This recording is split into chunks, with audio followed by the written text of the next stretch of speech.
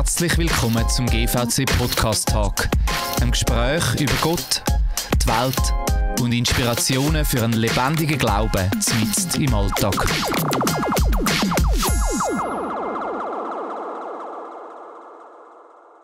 Herzlich willkommen zum GVC Podcast Family und Glaube. Wie schaffen wir es als Families, den Glauben im Alltag zu leben und inmitten vom täglichen Chaos Gott nicht aus den Augen zu verlieren? Diesen und ähnlichen Fragen gehen wir zusammen mit verschiedenen Gästen nach. Ich freue mich, dass ich heute am Tisch begrüßen darf, Christian Zwicky und Tabea Bolli. Gemeinsam mit ihnen vertiefen wir heute 5 Familienwerte, respektive einen von diesen 5 Werten, die uns als Families helfen sollen, dass wir gemeinsam einen echten und authentischen Glauben daheim leben können. Heute geht es um den Wert bei sich selber anfangen. Der Christian Zwicky ist 5-facher Vater, ein FWG-Pastor und auch eine Fachperson, wenn es um Glaubensentwicklung und Prägung von Kindern und Jugendlichen geht. Und neben ihm sitzt Tabea Bolli, Religionspädagogin, Mami bis jetzt von einem Mädchen und Kids-Pastorin in der GVC Winterthur. Und mein Name ist Martina Nägeli. Ich bin gelernte Kindergärtnerin und arbeite ebenfalls als Kids-Pastorin in der GVC Winterthur. Seit Jahren sind Kids der Hauptbestandteil meiner Arbeit. Ja, heute vertiefen wir mit unseren beiden Gästen einen von diesen 5 Familienwerten, die eben gerade für den Christian auch so eine besondere Bedeutung haben. Darum, Christian, erzähl doch uns mal kurz, was hat es mit diesen 5 Familienwerten überhaupt auf sich und warum sind dir die so wichtig? Ja, ich habe es nicht erfunden. Die sind von Amerika gekommen. Reggie Joyner heisst er. Der Mann, der war Familienpastor in der North Point Church mit Manny Stanley. Das ist manchmal ein Name, den man kennt. Und er hat wie Wege gesucht, wie kann man den Glauben möglichst einfach überbringen. Was ist wichtig im Glauben? Und er hat es dann wie reduziert, beziehungsweise ist auf die Bibel gegangen. Er hat dort gesagt, ja, das Wichtigste für die Juden ist Schema Israel. Das ist, sagt uns weniger, uns ist das höchste Gebot wichtig, so lieb Gott von ganzem Herzen und den Nächsten wie dich selber. Aber es hat Jesus nur zitiert aus dem Alten Testament, aus dem 5. Buch Mose. Und das ist eben das Schema Israel. Dort drin heisst, lieb Gott von ganzem Herzen, mit ganzem Verstand, mit allem, was du hast. Ganz frei übersetzt, steht besser reden. Und nachher geht es weiter.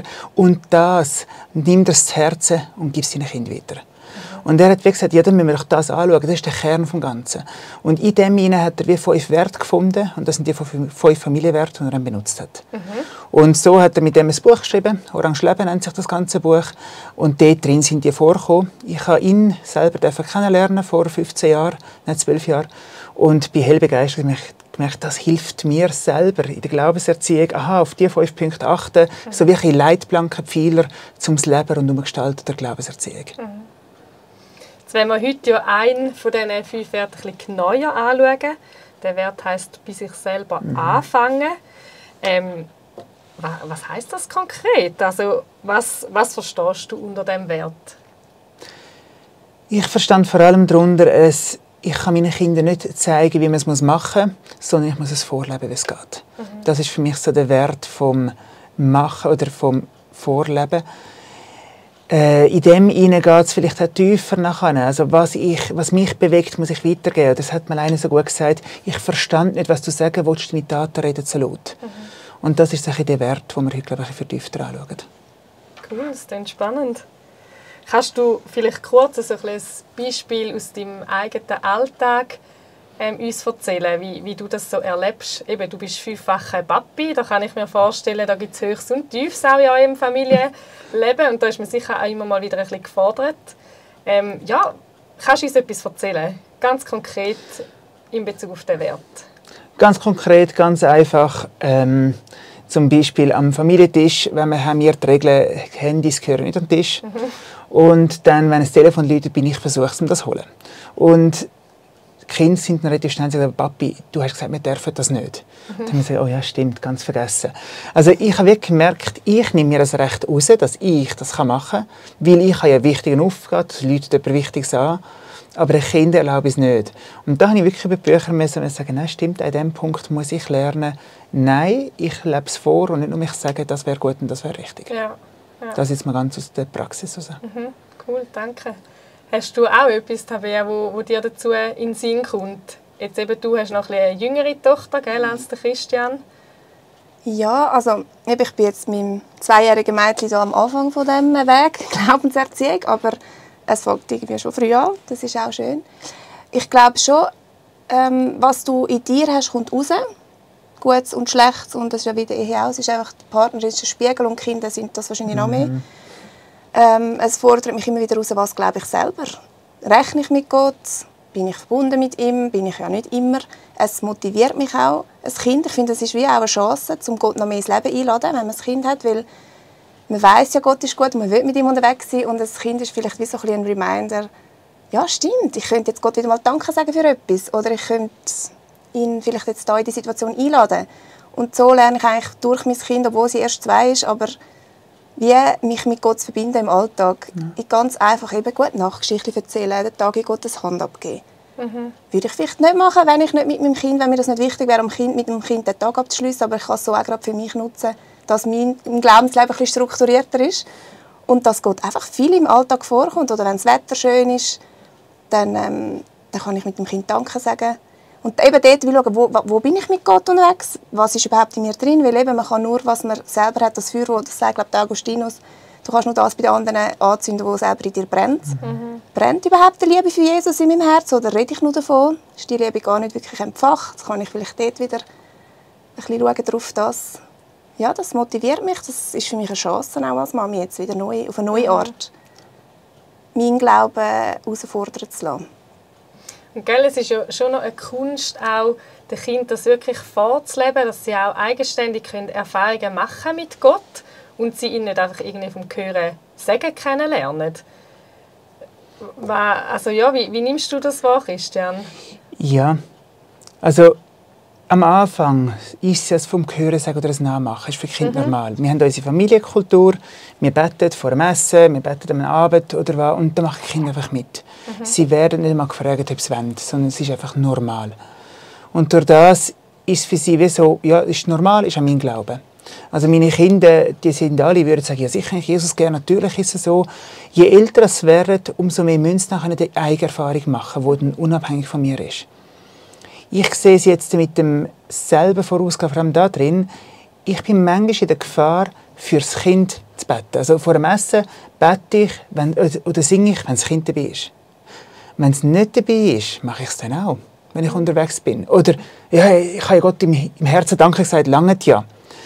Und dort fängt es nachher an, wie wenn das Kind älter wird, sieht es das. Dann sagt es, aber Papi, ich muss doch kein Kinderlied singen, wegen mir musst du das nicht mehr bringen. So, keine Ahnung, welches Lied zum Singen am Anfang. Und dann merke ich, stimmt, es geht nicht darum, es wegen dem Kind machen, sondern ich mache es wegen mir, weil ich möchte Danke sagen. Wir haben ein Ritual, das heisst, also Ritual doch, wir lesen nach dem Mittagessen kurz die Bibel lesen. Je nachdem, altersgemäß Kinderbibel oder eine etwas grössere Kinderbibel und so. Aber einfach einen kurzen Abschnitt zwischen dem Hauptgang und dem kleinen Dessert, Gummibärli oder was immer ist. Und dort habe ich angefangen für Kinder zu lesen und habe gemerkt, wenn die Kinder nicht rum sind, dann lese ich nicht die Bibel. Bis ich gemerkt habe, nein, ich will es wegen mir machen. Und das Spannende war, die Bibel hat angefangen zu mir zu reden, wo es Kinderbibel ist. Mit den kleinsten Sachen, also wirklich mit so Banalitäten drin. Aber sie redet zu mir in meinen Alltag hinein. Und seitdem kann ich sogar die Bibel vornehmen. Es ist selten so, aber wenn gar kein Kind am Tisch hockt und findet, ich lese jetzt die Bibel, den Abschnitt, und Gott redet durch die Bibel zu mir. Also es ist bei meinem Denken, wie tue ich es wegen dem Kind machen oder mache ich es wegen meinem Glauben? Ja. Nehme ich das Kind auf meinen Weg mit oder will ich ihn etwas einschupfen und ich selber gar nicht so mache? Stellt sich natürlich auch noch die Frage, was ist einem denn selber persönlich auch wichtig, oder? Eben, wie lebt man überhaupt auch als erwachsene Person die persönliche Beziehung zu Gott? Oder wie zeigt sich das, wie sehen die Kinder das, dass ich eine Glaubensbeziehung habe oder dass ich den Glauben möchte leben? Ja, wie wird das vielleicht auch sichtbar, dass sie es eben nicht nur hören, ja, die Mami und der Papi, die beten vielleicht am Abend noch, oder sind sie Teil von dem? Wie erlebt ihr das zu Hause, Tabea? Was würdest du sagen, was kommt deine Tochter von deinem persönlichen Glauben mit über? Ja, das ist noch schwierig. Ich habe jetzt gerade an meine Herkunftsfamilie gedacht. Ich glaube, die Kinder merken das mega schnell und mega gut, was einem Vater oder Mutter wichtig ist.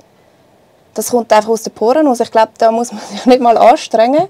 Wenn irgendjemand Fan ist von etwas oder etwas gerne macht, oder ich glaube, dann ohne Worte würde das Kind das können benennen später. Also da sind wir jetzt relativ gelassen. Ich habe das Gefühl, die spüren ganz genau, was mir wichtig ist. Sie spüren aber auch, wie du gesagt hast, wenn es mir gar nicht wirklich ein Wert ist und ich das aber will auf den Tisch bringen und leben. Aber es ist eher ein, sage jetzt mal, Ritual oder ein Todesritual oder irgendwie eine Religion oder so. Das würden sie würden das wahrscheinlich noch vor mir merken, dass ich es nicht ernst meine. Ich glaube, dort sind Kinder Profis. Ja, und das ist auch eine Chance, dass sie Profis sind. Also, ich habe es bei meinen Kindern erlebt. Die haben mir auch gewisse Sachen hinterfragt, wo ich gemerkt habe, stimmt da? Bin ich mir selber nicht so sicher, warum ich das so mache. Ja. Und aus dem heraus ist es dann wie so, jetzt muss ich einmal über Bücher. Und dann habe ich es nachher in meiner Art, in meiner Überzeugung bringen. Und eben, es ist Gefahr, dass ich Sachen übernehme, wo ich finde, ja, man sollte doch als Christ. Und dann mache ich es, aber ich weiß gar nicht, warum. Wir sind noch nicht in dieser Phase, aber eben kommt die Thematik, ja, Kinder daheim und Freunde daheim und was wollen wir jetzt, dürfen sie übernachten nicht. Ich sage nicht, das ist richtig, das ist falsch, aber ich muss wissen, was ich will. Und sonst, wenn ich einfach sage, das darf man nicht, dann wird das Kind mir das nicht abnehmen. Aber wenn ich finde, aus diesen Gründen will ich das nicht so oder so Grenzen setzen oder wie immer, dann ist es authentisch und dann geht es. Ja. Ich habe jetzt gerade meine Tochter in den Sinn, die eben 2 ist. Ich kann ja noch kaum richtig reden, aber beim Bett habe ich die Augen zugemacht. Dann sagt sie, wieso tust du schlafen? Und dann habe ich gemerkt, ja, es ist, für sie ist jetzt das, wieso schläft jetzt Mami am Tisch? Da musst es, wieso mache ich das eigentlich? Ja. Wieso mache ich die Augen zu beim Bett? Das habe ich einfach so gelernt. Und sie hinterfragen einem dann. Und dann, okay, wie erkläre ich jetzt dem Kind, dass ich mich besser konzentrieren kann? Oder was ist genau die Bedeutung? Ich kann mich auch so konzentrieren. Aber sie stellen schon klein, stellen so Fragen. Und das tut gut, weil du musst dich dann schon mal hinterfragen, wieso machst du es so, wie du es machst. Weil ich habe es einfach so übernommen. Und jetzt hast du die Augen immer noch zu? Ja, ich habe mir jetzt noch nicht weiter Gedanken gemacht. Aber es ist schon, es kann einem schon ins Nachdenken bringen, wenn man sich die Zeit nimmt. Oder man schiebt es einfach wieder weg, so eine Frage. Aber ja, das merke ich bei uns schon auch. Jetzt gerade so im Kids-Bereich innerhalb der GVC. Oder? Wie tun wir Kinder anleiten im Gebet? Sagen wir jetzt, alle müssen die Hände falten und die Augen zumachen? Oder ist das auch okay, wenn man das nicht macht? Oder wie gehen wir damit um, wenn jetzt in einer Kleingruppenzeit zum Beispiel ein Kind fragt, darf ich leislich beten? Und das finde ich schon auch spannend. Oder? Dann hat man manchmal so seine Idealvorstellungen. Oder? Jetzt bei mir ist es so, hey, ich fände das mega cool, mir ist Gebet wichtig, dann lebe ich das vor, oder? Nach bestem Wissen und Gewissen und gestalte so eine Gebetszeit und dann merkst du, okay, 2 Kinder finden es cool, die anderen wollen nicht beten, sind eigentlich fast eher froh, wenn es wieder vorbei ist. Und das merke ich schon, das challenge mich dann manchmal auch noch mal selber, wie können sagen, okay, hey, was ist mir wichtig? Wo kann ich etwas prägen? Wo kann ich vorleben? Aber auch nicht die Erwartung müssen haben, die anderen müssen es dann so und so machen, oder? Ja. Und gleich kannst du auch prägen. Mein TC-Leiter hat immer gesagt, Gott gehört die lauten und die leislichen Gebete. Mega. So hat er immer Gebetszeit eingestellt, weil als Teenie willst du nicht laut beten. Aber es hat mich so entspannt irgendwie, dass man nicht das Gefühl hat, man ist ein schlechter Christ, wenn man jetzt nicht laut betet, weil er hat das immer so eingeleitet, Gebetszeit. Und du hast gewusst, wenn ich jetzt leislich bete, dann ist das genauso wertvoll. Also man kann schon recht viel prägen, eben wie man die Sachen fühlt und erklärt bei den Kindern. Ja. Ja, mega. Und gleich habe ich bei mir auch gemerkt, ja, wenn ich dann zum Beispiel auch nicht laut bete, jetzt in einer kleinen Gruppenzeit, dann hören sie mich ja auch nicht, oder? Und wenn ich es dann mal mache und irgendwie fast unter Druck bin, jetzt müsste ich da die krassen christlichen Wörter irgendwie benutzen oder weiss ich nicht, was für ein geistliches Gebet, ich kann wieder auch noch mal mir Druck rausnehmen und sagen, hey, nein, ich darf mit Gott reden wie mit einem Freund. Er versteht mich und es ist eigentlich gleich, ob Kinder zuhören, ob Erwachsene zuhören, es soll aus dieser Natürlichkeit rauskommen. Genau. Und ich muss nicht irgendjemandem etwas vormachen oder irgendwie beweisen oder so. Mir nicht, Gott nicht und den Kindern und den anderen, die zuhören, erst recht nicht, oder? Ja, ich habe das Gleiche erlebt mit dem Thema Lobpreis. Wir machen daheim gerne Lobpreis eigentlich. Und wir haben am Anfang eine Phase gehabt, jetzt machen wir nur Kinderlieder Lobpreis. Weil wir gefunden, ja, unsere Kinder sind klein, 4, 5, dann musst du doch Kinderlieder nehmen.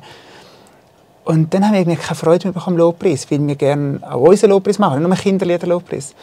Und wir haben angefangen mit unseren Liedern und plötzlich sind unsere Kinder einfach mitgekommen. Und wir so, stimmt, die können ja das auch. Und so haben wir eigentlich jetzt bis und mit englischen Liedern alles Mögliche. Und sie machen mit, natürlich muss es mal erklären. Und sonst haben sie den Text nicht gleich dabei, aber sind im Lobpreis dabei. Es ist so, hey, ich darf mich leben und ich soll vorauslaufen in meiner Art. Und das prägen. Jetzt, für mich hat sich noch so die Frage gestellt, eben, es fängt quasi alles bei mir an, kann ja auch ein bisschen irgendwie einen Druck auslösen. Ich muss es möglichst gut machen, ich muss es vielleicht perfekt machen oder es dürfen mir möglichst keine Fehler passieren, gerade auch in dieser Glaubenserziehung, oder? Wenn einem das auch ein wichtiges Anliegen ist. Man wünscht sich ja mega, dass die Kinder auch Gott kennenlernen dürfen. Christian, ich weiss von dir, dass das auch schon ein Thema war, gell, bei dir. Wie bist du mit dem umgegangen? Ja, ich bin einer, der es möglichst gut machen möchte. Das ist mein Tipp, mein Ding. Einfach, ich versuche, das Beste rauszuholen, Zeit auszukaufen, einfach besser zu werden. Ich habe das gerne als challenging. Aber es bin nur ich, meine Frau ist ganz anders, das ist ja gut so. Und ja, ich habe lange daran herumgelitten oder gemerkt, ich bin nicht so gut, wie ich will.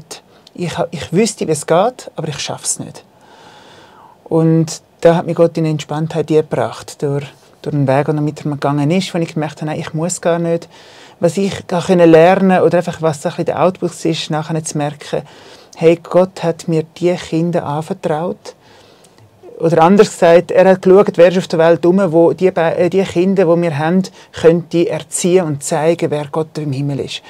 Oder der Vater im Himmel ist. Und mit dieser Perspektive so, okay, Gott hat mir die anvertraut. Ich darf denen beibringen, wie das Leben ist. Ich darf denen beibringen, wer Gott ist.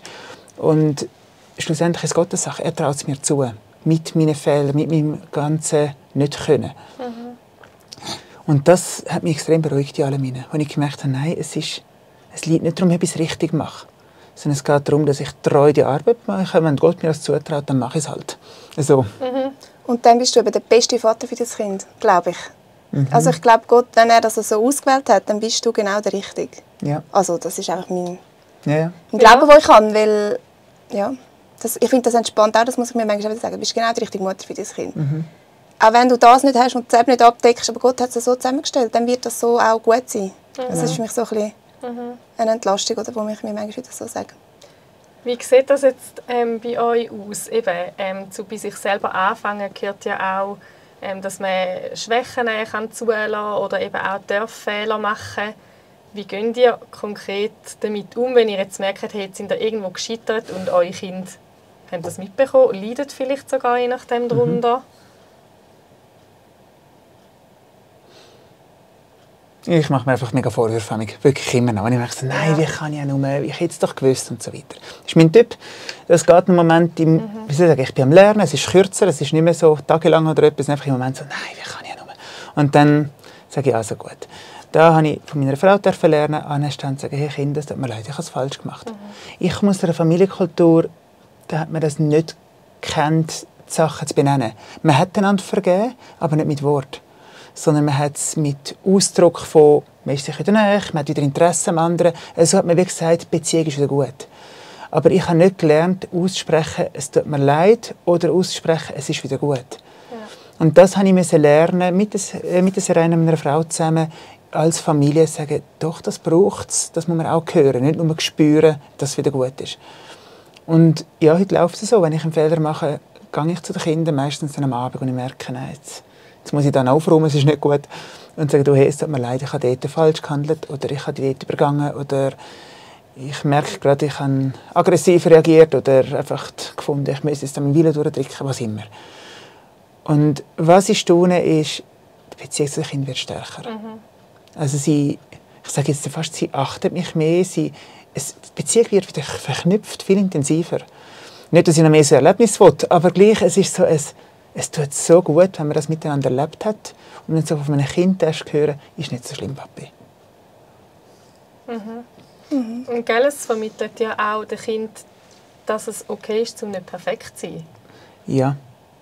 Dass man selber auch irgendwo Begrenzungen hat, dass man nicht immer gut reagiert und dass man zu dem kann stehen und trotzdem geliebt ist von Gott. Ja, das spricht wichtige Punkte an. Das Thema Identität. Also eben nicht aus der Leistung, was ich mache, sondern ich bin geliebt und darum bin ich genug. Aber auch das Thema von den Kindern her, wo sie merken, man darf Fehler machen. Und Und ich glaube, das ist mit dem eigenen Vorbild ein grosses Thema. Es geht gar nicht nur darum, ein Vorbild immer sieht, meine Kinder mich Bibel lesen, sieht meine Kinder mich Bibel lesen, beten und was auch immer, sondern ich präge mit meiner Art die Kultur in der Familie. Also, wenn es bei unserer Familie möglich ist, dass man Entschuldigung sagen kann, präge ich eine Kultur der Vergebung. Und das ist Evangelium. Ich präge eine Kultur der Annahme, egal was die Leistung ist. Oder ich sage, wenn du das und das gemacht hast, dann hast du mich gern, ich kann dich gerne und sonst nicht. Das ist das Gegenteil, ich baue auf die Leistung auf. Und da haben wir alle unsere Schwachseiten, unsere Stärken, wo wir eine Kultur prägen können. Und ich glaube, das hilft, auch als Ehepaar auszutauschen und zu sagen, wie sind wir als Kultur, was prägen wir? Weil das Evangelium wird durch das verkündet. Du hast vorhin so schön gesagt, die Kinder spüren das durch jede Pore durch von den Eltern. Das ist genau das. Also du spürst, ob das Evangelium gelebt wird, ob der Glaube gelebt wird in dieser Familie oder ob das, ich sage jetzt nur am Sonntag, in der Kirche gelebt wird. Und sie lernen gerade, wie man sich entschuldigt. Ich glaube, das muss man auch lernen, weil das kostet mich auch wahnsinnig viel Überwindung. Ja. Meinem Ehepartner sagen, es tut mir leid. Ich überlege mir das ein paar Mal, soll ich wirklich sagen. Aber wenn du das von deinem Vater schon gehört hast, wie er es zu der Mutter sagt oder zu dir, dann ist das eine mega Ressource, glaube ich, für zum selber üben, Entschuldigung sagen. Weil du hast schon gehört bei jemandem, der sich überwunden hat. Und hast gesehen, wie schön es nachher ist. Ich finde es ein super Vorbild. Gerade bei Männern. Ich finde das mega schön, weil man muss sich schon demütigen. Ja, das ist es. Als Vater, wenn man als Haupt ist. Ja, es geht um das Haupt. Es geht einfach darum, man will Verantwortung übernehmen, man möchte es richtig machen, man will doch das Beste für die Familie. Ja. So empfinde ich das vor allem. Es ist eben nicht Schwäche für mich, sondern Stärke, wenn man das kann, sich entschuldigen. Weißt du nicht, wie das... Also ich finde, es braucht viel Stärke. Ich empfinde es als Schwäche im Moment, wo im Moment, aber wenn du es dann schaffst, dann ist es schon... Also du hast recht, du hast vollkommen recht, was du sagst, aber es fühlt sich nicht immer so an. Ja, nein, es fühlt sich nicht so an, genau. Ja, wir kommen schon langsam Richtung Zielgerade. Vielleicht noch mal ganz kurz zusammengefasst. Wenn jetzt unsere Zuhörerinnen und Zuhörer heute möchten anfangen, den Wert in ihren Alltag einzubauen, es fängt bei mir selber an. Wo startet es am besten, Christian? Ausprobieren. Ganz einfach. Es ist wirklich, mit mir selber anfangen heisst nicht, ich muss ein Level erreicht haben, sondern ich darf einfach mal dort anfangen, wo ich bin. Und ich probiere es und ich lebe das, was ich gerade finde, wäre jetzt dran zum Leben, mit dem Glauben auszuleben. Ich probiere es aus und Gott wird den Weg gehen mit mir. Also da einfach genügsam sein, in dem Sinne und nicht meinen, wir müssen Ideal erreichen. Ich würde sagen, mich von Gott lieben lassen. Einfach von Jesus lieben lassen. Das ist manchmal der schwierigste Part, gell? Ja. Nicht ins Machen hineinkommen, sondern auch ins Empfangen. Und in dieser Abhängigkeit mit ihm irgendwo anfangen zu gestalten, oder? Und nicht das Gefühl haben, ich finde, du hast es super gesagt, Christian, irgendetwas müssen zu erreichen, sondern zu sagen, hey, ich zusammen mit Gott, er mit mir, mit meiner Family, da dran sein und in das einsteigen, wo er schon am Tun ist. Genau. Hey, super, danke euch vielmals für das Gespräch. Es war mega spannend, mega lehrreich. Danke auch unseren Zuhörerinnen und Zuhörern, die hier eingeschaltet haben. Falls euch noch mehr interessiert, welche Familienwerte am Christian auch noch auf dem Herz sind, dann dürft ihr sehr gerne auch in eine weitere Folge einschalten. Tschüss miteinander.